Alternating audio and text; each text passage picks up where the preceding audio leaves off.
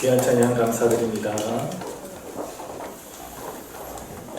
우리 사순절 기간 동안 우리가 계속 예수님의 십자가에 대한 말씀을 살펴보았습니다.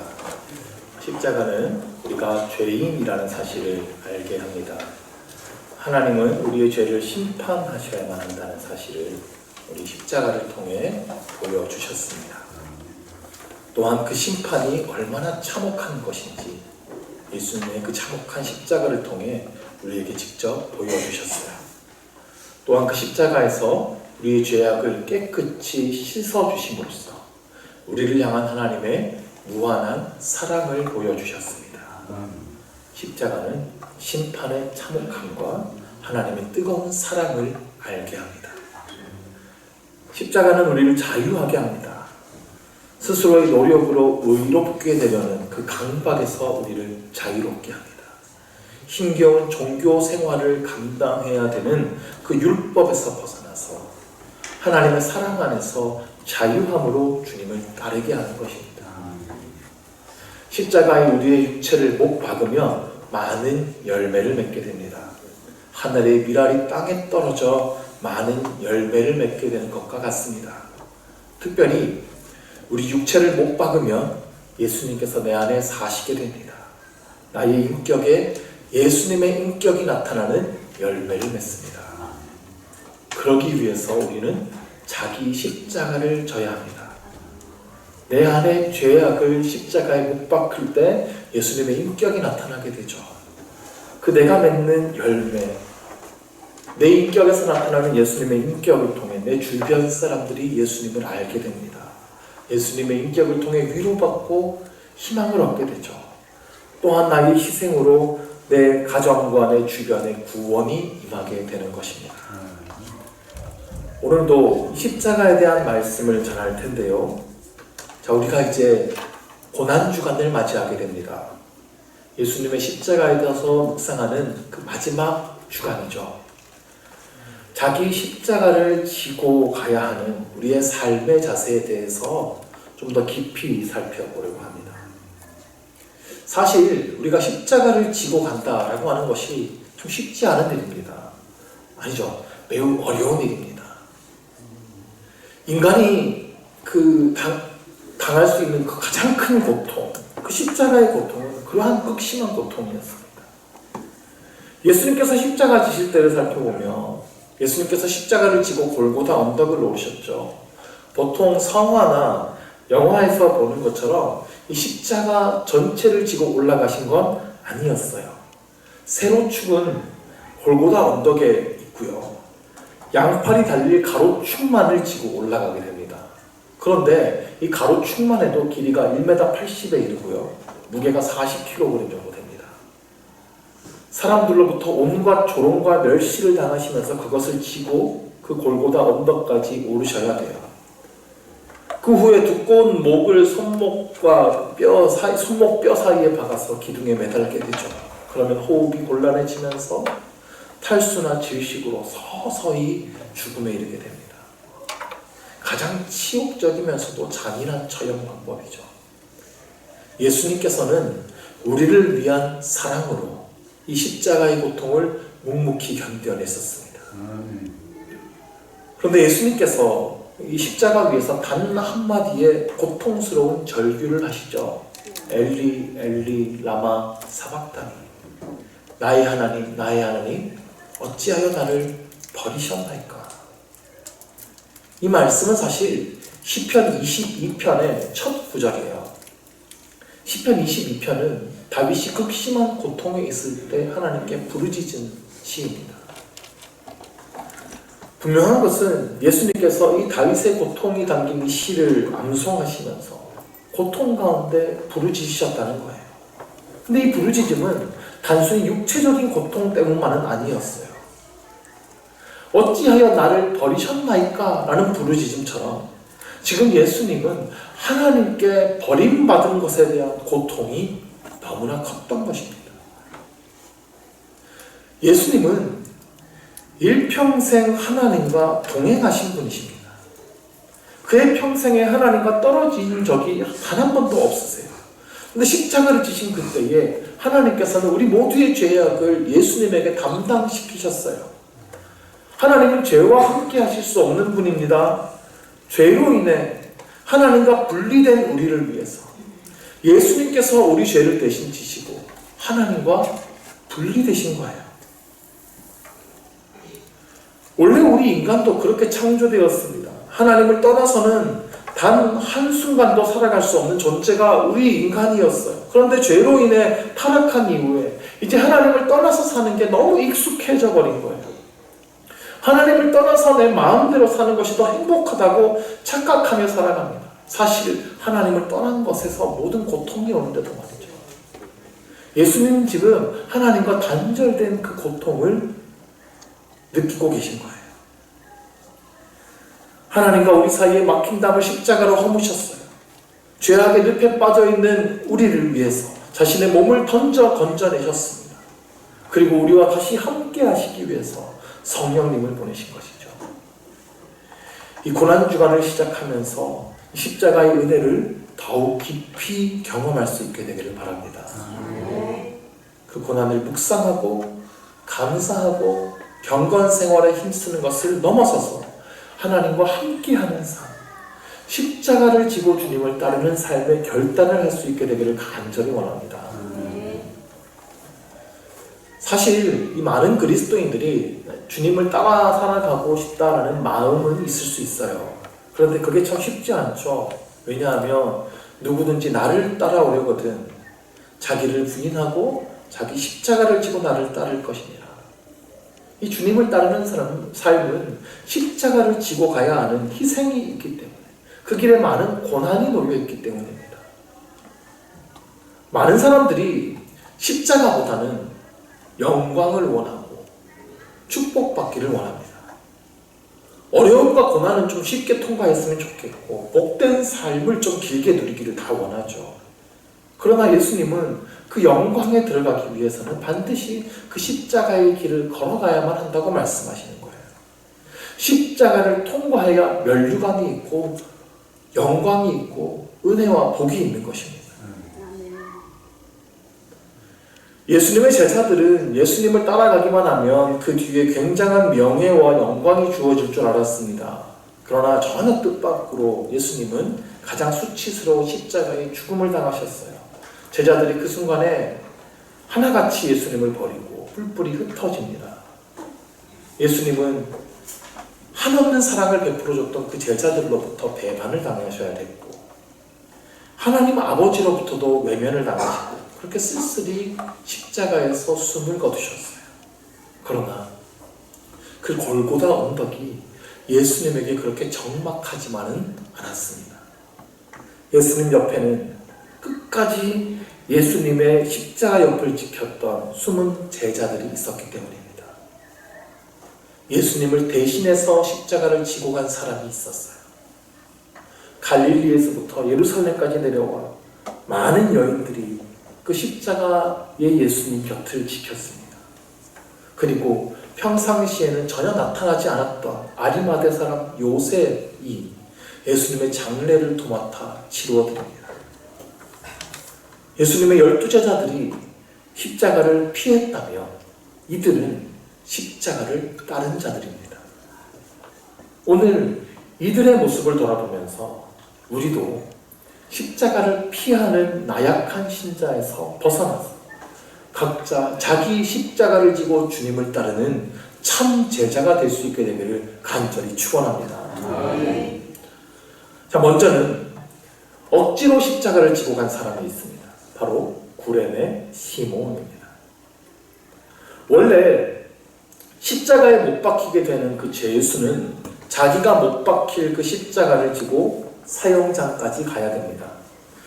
예수님은 건장한 남성이셨지만 전날 밤새도록 기도하셨지요. 새벽부터 이리저리 끌려다니면서 신문을 받으셨죠. 그리고 채찍에 몹시 맞으셔서 피를 흘리셨죠. 육체적으로 기진맥진해 있는 상황이에요. 그러니까 그 무거운 십자가를 지고 가파른 언덕을 오르기가 몹시 힘들었을 거예요.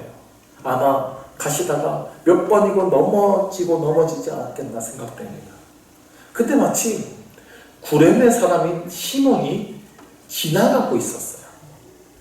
구레네라고 하는 것은 지금의 리비아, 북아프리카 지역입니다.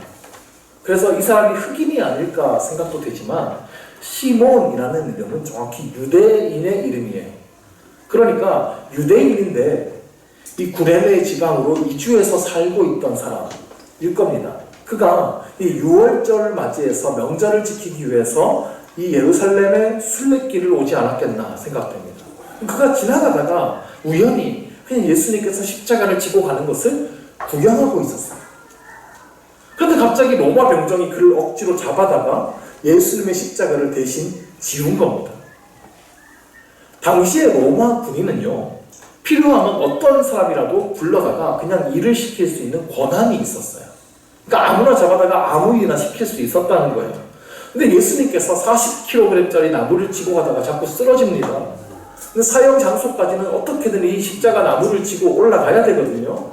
그러니까 군인들이 예수님이 못 버티니까 아무나 한 명 잡아다가 그냥 억지로 그 나무를 지게 하는 거예요. 그래서 구레네 시몬은 꼼짝 못하고 갑자기 예수님의 십자가 나무를 지고 올라가게 됐습니다. 물론 그가 십자가를 끝까지 지고 간 건 아닌 것 같아요. 요한복음 19장에 보면 예수님께서 자기의 십자가를 지고 골고다에 가셨다라고 되어 있기 때문입니다. 그러니까 아마 잠시 동안 그 가파른 언덕길을 예수님을 대신해서 십자가를 지고 올라간 것 같습니다. 억지로 지게 된 십자가예요. 그러면 그가 십자가 지면서 무슨 생각했을까요? 아이고, 왜 하필 내가 걸렸나요? 괜히 이거 구경하다가 그냥 재수없게 오늘 되게 재수없는 날, 이렇게 생각했을 거예요. 우리가 인생에서 마주하게 되는 대부분의 불행이 사실 다 이런 식 아닙니까? 갑자기 어느 날 암성고를 받게 돼요. 내 잘못도 아닌데 그냥 갑자기 막대한 빚을 또 안게 돼요. 나는 안전하게 운전을 했는데 갑자기 이상하게 운전하는 사람 때문에 사고를 당하게 돼요. 타인에 의해서 어쩌다가 불행하게 내 어깨에 짊어지게 된 십자가입니다. 구레네 시몬도 그냥 그렇게 십자가를 지게 됐어요. 그런데 그 억지로 지게 된 십자가가 그의 인생을 완전히 변화시킵니다. 오늘 말씀해 보니까 그의 아들들의 이름이 밝혀져 있어요. 보시면 알렉산더와 루포의 아버지 구레네 사람 시몬이라고 했습니다. 괜히 아들들의 이름이 적혀 있는 건 아니겠죠. 로마서 16장 13절을 보시면 바울이 얘기하기를 주 안에서 택하심을 입은 루포와 그 어머니에게 문안하라. 그 어머니는 곧 내 어머니니라.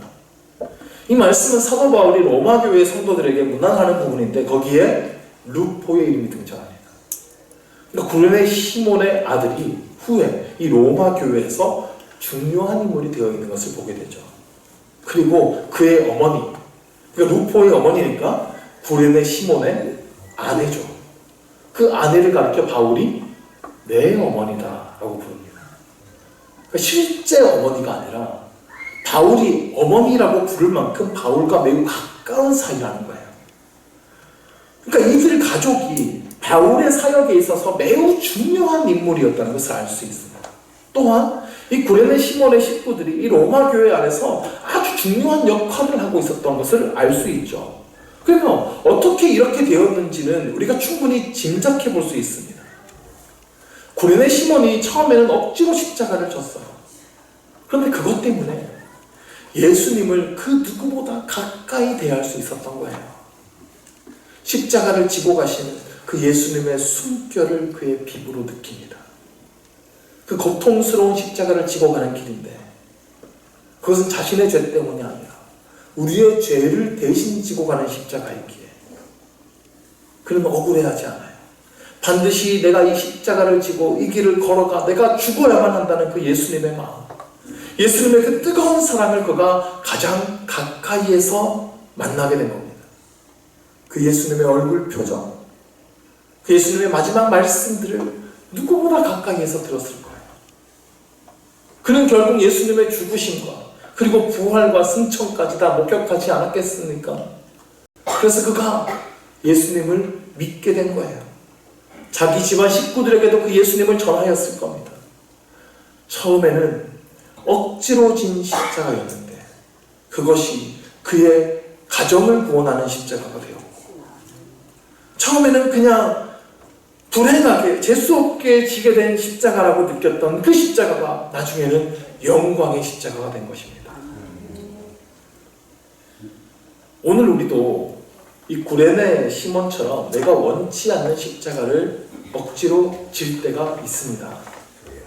가령 내가 원치 않는 질병을 갑자기 지게 돼서 그 질병을 평생 지고 가야 하는 사람이 있는가 하면, 또는 원치 않는 가난을 짊어지고 가는 사람, 또 원치 않는 사람을 만나게 돼서 사람 고생하고 마음 고생하는 사람도 있습니다. 우리 믿는 사람들은 예수님 잘 믿으려고 하다가 원치 않는 핍박과 고난을 당하고 어려움을 겪을 때도 있어요. 우리가 하기 싫은 일들을 해야 될 때도 많습니다. 특별히 교회 안에서도 그럴 때가 많죠. 나 아니면 할 사람이 없어가지고 그냥 억지로 일을 계속 하고 있는 때도 있습니다. 이런 모든 어려움들이 다 우리가 원치 않는 십자가예요. 그렇지만 이것이 내 몫의 십자가인 것만은 분명합니다. 그럼 우리는 이것을 어떻게 해야 하겠습니까? 여기 구레네 시몬처럼 우리도 그 십자가를 지고 가야 되는 거예요. 억지로라도 지고 가야 하는 것입니다. 그러면 결국에는 그것이 우리에게 유익이 되고 복이 되고 나중에는 영광의 면류관이 될 것입니다. 그런데 그 영광의 면류관이 뭐죠? 구레네 시몬이 그래서 사회적으로 경제적으로 엄청난 성공을 하게 됐나요? 그의 아들 알렉산더와 루포가 그 시대의 미인이 됐나요? 그럴지도 모르겠지만 성경에 그런 기록은 없어요. 근데 그가 당시의 교회에서 굉장히 중요한 역할을 했던 것만은 분명합니다. 그러면 영광의 면류관이 무엇입니까? 시몬이 십자가의 예수님을 만났다는 것이 은혜예요. 예수님과 함께 그 십자가를 함께 지고 간 유일한 사람이 되었다는 것이 가장 큰 영광인 거예요. 그의 가정이 그것을 통하여서 모두 예수님을 믿게 되었다는 것이 가장 큰 복입니다. 우리는 이것을 믿어야 돼요. 세상 영광과 성공을 위해 내가 십자가를 지는 게 아닙니다. 그곳에 주님이 계시기에 십자가를 지는 거예요. 그러면 그 십자가를 진 자리에서 주님을 깊이 만나게 되는 겁니다.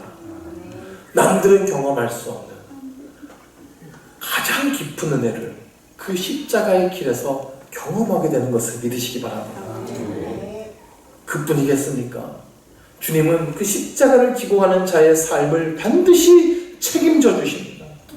주님께서 함께 이끌고 가는 복된 삶을 살게 되는 거예요. 그 안에서 천국의 기쁨과 평안과 행복을 누리게 되는 것입니다.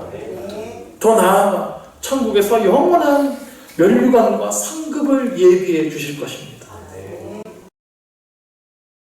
십자가를 지는 것은 결코 손해가 아닙니다. 십자가는 반드시 영광의 면류관으로 바꾸어진다는 사실을 굳게 믿으시기 바랍니다. 억지로 지고 간 십자가라도 영광의 면류관으로 바뀌었다면 자진해서 지고 가는 십자가는 얼마나 더 영광스럽겠습니까? 힘들고 어려우시더라도 여러분에게 주어진 그 십자가를 잘 지고 가시기를 주의 이름으로 축원합니다. 두 번째로 본문에 나타난 자기 십자가를 진 사람들은 여인들이에요. 예수님께서 십자가를 지시는 현장에 12제자들은 어디로 갔는지 종적조차 찾아볼 수 없을 그때에 이 여인들은 골고다 언덕 십자가 곁에까지 찾아와 끝까지 예수님의 곁을 지킵니다. 이것이 오늘 본문 40절, 41절의 이야기입니다. 많은 여인들의 이름이 나옵니다. 마리아가 참 많죠. 성경에는 많은 마리아들이 있어요. 여인들뿐만 아니라 또 수많은 여인들, 예루살렘에 올라온 여자들도 많이 있었다고 되어 있습니다. 예수님을 얼마나 사랑했는지 갈릴리에서부터 주님을 섬기기 위해 이곳까지 따라온 자들이에요. 이들은 늘 예수님의 곁에서 주님의 필요를 도와드리려고 주님을 따라다니며 섬겨온 자들이에요. 그리고 자기의 소유로 주님을 섬겨온 숨은 봉사자들입니다. 그리고 마지막까지 한결같은 신앙으로 십자가의 길을 따르고 있습니다. 사실 이 여인들이 이 십자가의 형벌 앞에서 예수님을 위해 할 수 있는 일이 거의 없었어요. 사내들인 공회에 가서 따질 수 있었겠습니까? 빌라도에게 호소를 하겠습니까? 군중을 향해서 이건 아니라고 대항할 수 있겠습니까? 로마 군인들에게 대항을 하겠습니까? 잘 생각해 보십시오. 이 여인들의 이 행동이 예수님에게 어떤 도움이 되었나요? 실제적으로 예수님을 십자가의 형벌에서 구출해낼 수 있었던 게 아니에요. 돈으로, 정치적인 힘으로 이 상황을 바꾸지 못했습니다. 아무것도 해결할 수 없는 아무런 힘이 없는 여인들이에요. 그런데 제자들은 다 도망쳤을 때 십자가 곁에 서 있어 드릴 수 있었습니다. 이들이 예수님의 장례 과정에 함께 했습니다. 시신에 향을 부어드렸고 무덤의 위치를 확인합니다. 안식일이 지난 아침, 그 부활의 아침에 무덤에 간 사람들도 이 여인들이었어요. 그저 예수님의 그 고통의 자리, 십자가의 길에 함께 했습니다. 예수님의 죽음의 곁을 지켰습니다. 그렇게 자신의 자리를 지킨 것입니다. 이들이 비록 아무것도 해결하지 못하는 그냥 무기력한 모습처럼 보이지만 예수님의 곁에 있었던 그 존재 자체가 가장 큰 헌신인 거예요. 약한 힘으로도 충성스럽고 신실하게 예수님을 사랑하는 것입니다. 우리가요, 어떤 큰 일을 이루어내야만 예수님의 제자가 되는 것이 아닙니다. 작은 일이라도 내가 할 수 있는 일들을 다 할 때 참 제자가 되는 것입니다. 모든 제자들이 예수님의 곁을 다 떠나버렸을 때에 이 여인들은 끝까지 십자가 곁에 남아주었습니까? 그 예수님께 얼마나 큰 위로와 힘이 되었겠습니까? 우리가요, 흔히 이런 생각을 할 수 있어요. 나에게 이 일을 지금 해결할 힘이 아무것도 없다면 그냥 아무것도 하지 않고 가만히 있는 게 더 좋다고. 아닙니다. 부흥하는 교회를 보면 항상 약한 힘으로도 헌신하는 성도들이 참 많이 계십니다. 건강이 약하고 환경이 열악하고 형편이 넉넉지 못한데도 오히려 몸과 마음을 다하고 시간과 물질과 힘을 다해 헌신하는 제자들이 참 많이 있어요. 교회를 위해서 어떤 대단한 일들을 해내지는 못해도 기도의 자리를 지키고 예배의 자리를 지키는 거예요. 이런 사람들이 예수님께서 가장 사랑하시는 참 제자라는 사실을 믿으셔야 합니다. 이 여인들이 이렇게 할 수 있었던 동기가 무엇일까요? 예수님에 대한 사랑이죠.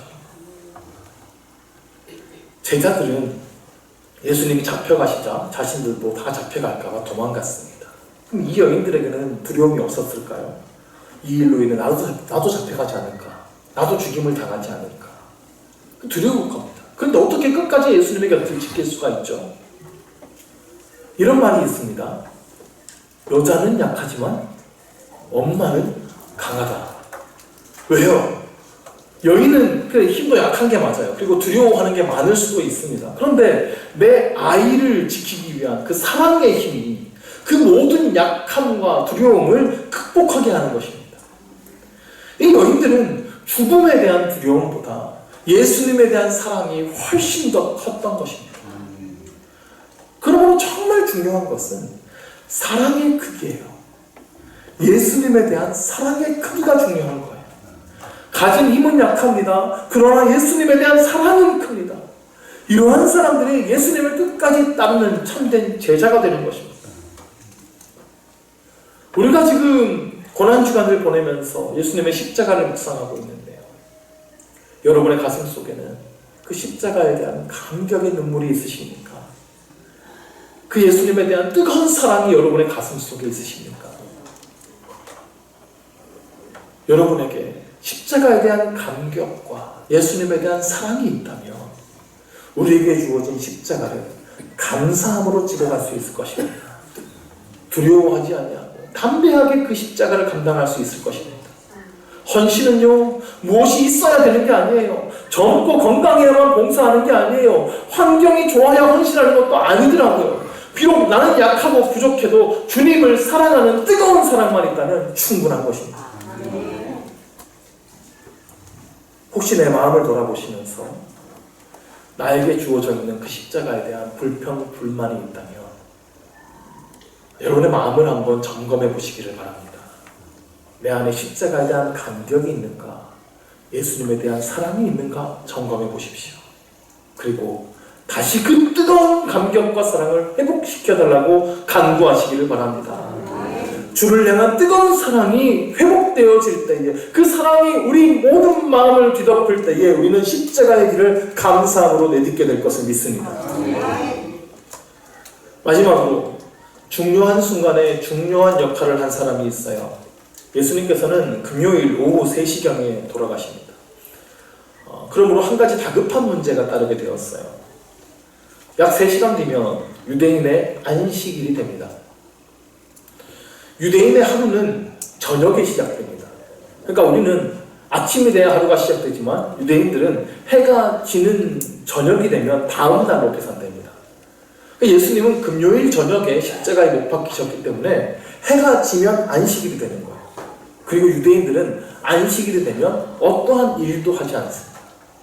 그러니까 지금 빨리 누군가가 예수님의 시체를 매장하지 않으면 예수님의 시신은 그대로 십자가에 매달려 있어야 됩니다. 안식일에 시신을 장례하는 일은 없기 때문이에요. 그러면 예수님은 그 시신이 독수리의 밥이 되든지 들깨의 밥이 되는 거예요. 예수님께서 십자가에 달리신 곳의 언덕 이름이 골고다, 해골의 곳이라는 뜻입니다. 그러니까 거기에는 죽은 시체의 해골들이 즐비하게 버려져 있다는 뜻이에요. 이렇게 버려진 시체들이 짐승에게 뜯어먹혀서 그냥 해골이 있는 거죠. 근데 지금 예수님의 시체를 장례 치러줄 사람이 아무도 없어요. 제자들은 다 혼비백산에서 도망가 버렸죠. 여인들은 다 힘없고 가난한 갈릴리 사람들이에요. 예루살렘에 묘지를 가지고 있는 사람이 없어요. 자, 이처럼 절박한 순간에 숨은 믿음의 제자가 등장합니다. 아리마대 사람 요셉이죠. 오늘 본문 43절을 보니까 요셉이 급하게 빌라도에게 찾아가서 당돌하게 예수님의 시체를 달라고 요구합니다. 여기서 당돌히라는 말이 굉장히 중요해요. 이 단어는 담대하게, 위험을 무릅쓰고라는 뜻입니다. 자, 그는 사내들인 공회원이라고 그랬어요. 유대인들의 최고 의결기관입니다. 예수님을 재판할 때 가장 먼저 예수님을 죄인으로 정죄하는 것이 바로 이 공회입니다. 그런데 그곳에서 존경받는 공회원이라고 소개되고 있어요. 그러니까 이 사내들인 공회에서 굉장한 신망과 권력과 지위를 가진 사람이에요. 근데 그도 예수님을 믿는 사람, 하나님의 나라를 기다리는 사람이에요. 근데 요셉이 자기 믿음을 사람들 앞에 드러내지 못하고 있었어요. 사내들인 공회에서 예수님을 죄인으로 정죄할 때도 그가 어떠한 힘도 발휘하지 못했습니다. 요한복음 19장 48절에 보면 아리마대 사람 요셉이 예수의 제자나 유대인을 두려워하여 믿음을 숨기던 자라고 그랬습니다. 자, 이때까지는 유대인들이 두려워서 그의 믿음을 드러내지 못하고 숨어서 믿는 자였어요. 그런데 예수님께서 실제로 십자가에 못 박히시고 죽으시고 시신을 장사할 방법이 없게 되자 이때 담대하게 자기의 신앙을 드러내게 됩니다. 빌라도에게 가서 담대하게 요청했습니다. 사람들의 분노의 가능성을 무릅썼습니다. 그 공회원들의 반대와 증오와 멸시를 각오한 거예요. 사내들인 공회원으로부터 퇴출당할 것을 결심한 겁니다. 자신의 입신양명보다 그 순간에 예수님을 더 우선시한 것이죠. 이것은 자신의 전 인생을 걸고 예수님을 선택했던 용기 있는 행동이에요. 그 시신 장사 지낸다고 자기가 얻을 게 뭐예요? 예수님이 이미 죽으셨는데요. 그야말로 자기의 목숨을 버린, 인생을 건 행동이죠. 요셉은 예수님을 향한 믿음을 숨기고 있던 사람이었어요. 그런데 이 결정적인 순간에 얼마나 멋진 신앙인의 모습으로 지금 부각되고 있습니까? 46절에서 그가 세마포로 시신을 정성껏 쌓고 자신을 위해 판 그 새 무덤에 예수님을 모셔드렸습니다. 요한복음을 보면 이 일을요 니고데모가 도와요. 니고데모도 요한복음에서 밤에 몰래 예수님을 찾아왔던 사람이죠. 숨어서 믿던 사람들이 예수님의 십자가 사건, 그 죽음의 순간에 다 드러나게 되었습니다. 그래서 진짜 신앙은요 위기의 때에 드러나는 것입니다. 자, 이들이 모두 당시 사회에서 권력과 명예를 가진 사람들이었어요. 이들이 예수님을 향한 믿음을 공공연하게 드러낸다면 그 모든 것을 다 잃어버릴 수도 있습니다. 만약 내가 예수님 믿는다는 것이 알려진다면 내 삶은 어떡하지? 그동안 나의 지위, 쌓은 나의 지위를 잃게 될 것이고 경제적으로 타격을 받게 될 수도 있고 만약에 그렇게 된다면 어떡하지? 그 만약에 대한 불안감이 그들을 다 숨어있게 만들었어요. 그런데 자신이 따르던 그 예수님이 십자가에 정말 돌아가십니다. 그토록 존경하던 예수님의 시신이 십자가에 그냥 매달려 있게 생겼어요. 자기가 아니면 예수님이 짐승의 밥이 되게 생긴 거예요. 그 극한의 상황이 되니까 그들이 드디어 만약이라는 두려움을 떨쳐버리고 용기를 내어 뛰쳐나온 것입니다. 자신의 지위, 명예, 그리고 생명까지 잃을 수도 있는 행동이었어요. 그러나 예수님의 시신이 처한 그 위기 앞에서 자신의 위기를 떠안는 믿음의 용기를 발휘한 것입니다. 3년 반 동안이나 예수님을 따라다닌 그 12제자들하고 얼마나 대조적인 모습입니까? 예수님을 공식적으로 믿고 따르던 제자들은 다 도망쳐버렸는데 예수님을 숨어서 믿던 요셉은 담대한 신앙으로 자기 십자가를 진 거예요. 지금까지는 숨기던 믿음이었는데 이제는 드러내는 믿음으로 변화된 것입니다. 신앙생활 하다 보면요, 실제로 이러한 일들을 종종 보게 됩니다. 믿음이 별로 없는 것 같던 사람들이 결정적인 순간에 한번 변화받고 크게 바뀌더라는 사실이에요. 이전에는 진짜 믿음이라는 게 뭘까? 주님께 내 인생을 걸어도 될까? 수없이 고민하다가 주님의 십자가를 만나는 그 한순간에 변화되고 결단하여서 자기의 전 인생을 걸고 예수님을 따르는 사람들이 많습니다. 결정적인 순간에 소극적인 사람이 적극적인 신자로 달라집니다. 수동적인 사람이 능동적인 신자로 바뀌어집니다. 우리 주변에 믿음이 연약한 사람들이 있다면 이러한 변화를 기대하며 기도하시기를 바랍니다. 또한 이렇게 결정적일 때에 주님을 섬기는 참 제자가 될 수 있기를 축원합니다. 헌신이 가장 필요한 그때에 헌신할 수 있는 여러분이 되십시오. 누구도 활용하지 않을 때 담대하게 나서는 신실한 제자가 되시기를 축원합니다. 우리가 누구에게 믿음이 있는지 우리 알 수 없어요. 하나님만 아세요. 그런데 우리도 확인할 수 있는 순간이 있어요. 바로 위기가 닥쳐왔을 순간입니다. 진짜 믿음이 있는 사람은 위기의 순간에 믿음을 발휘하는 거예요. 평소에는 믿음이 별로 없어 보였는데 위기의 순간에 믿음을 발휘하는 사람이 있어요. 평소에는 기도도 잘하고 봉사도 잘하고 믿음 좋아 보였는데 위기의 순간 되니까 믿음을 버리고 도망가 버리는 사람도 있어요. 그러므로 이 위기라는 것은 우리 안에 숨은 믿음을 드러내는 역할을 하는 것입니다. 이 위기의 순간에 진짜 믿음을 발휘하는 여러분이 되시기를 축원합니다. 마지막으로 이런 예화가 있습니다. 어느 시골에 사는 홀로 된 여인이 몹시도 혼자 힘들게 생활하고 있었어요. 생활의 어려움을 믿음으로 이겨나가고 있었는데 너무나 힘들었던 거예요. 날마다 기도할 때마다 주님 너무나 힘듭니다. 주님 나 너무나 힘들어 이렇게 말할 정도였어요.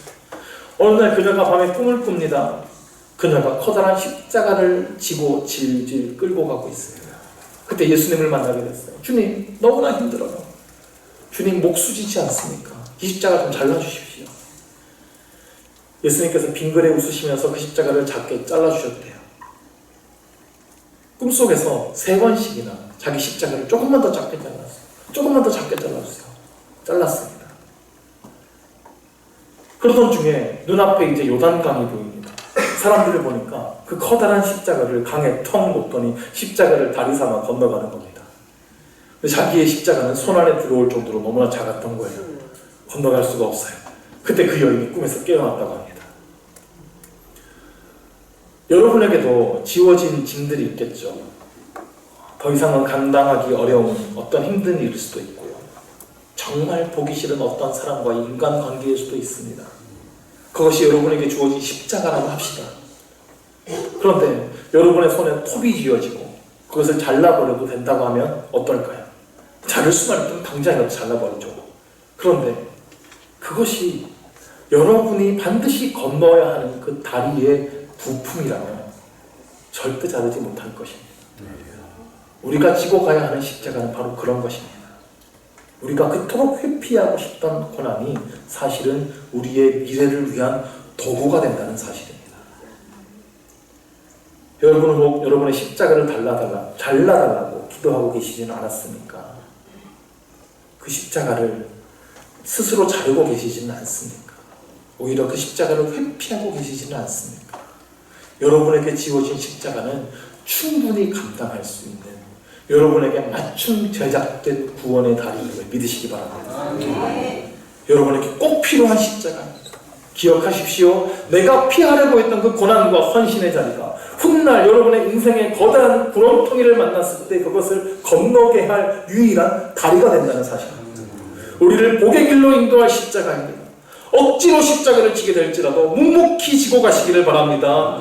약한 힘이라도 신실하게 자리를 지키는 여러분이 되시기를 바랍니다. 이제는 십자가를 피하는 자가 아니라 십자가를 따르는 인생으로 변화되시기를 주님의 이름으로 축원합니다. 함께 찬양하며 결단할 때 찬송가 457장 겟세마네 동산에 주를 생각할 때에 우리가 그 십자가를 지고 따르겠습니다. 결단하며 찬양하겠습니다.